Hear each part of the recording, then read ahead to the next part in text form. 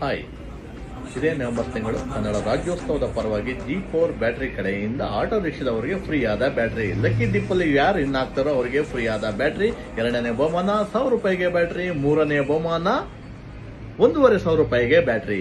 ನಾವು ಲೊಕೇಟ್ ಆಗಿದ್ದೀವಿ KR ಬೀನಂಡಪುರ, ITPL main road, metro pillar number 104. Instagram ಬಯೋದಲ್ಲಿ ನಮ್ಮ ಲೊಕೇಶನ್ ಇದೆ, ಅಡ್ರೆಸ್ ಇದೆ, ಅದು ನೋಡ್ಕೊಂಡು ಬನ್ನಿ.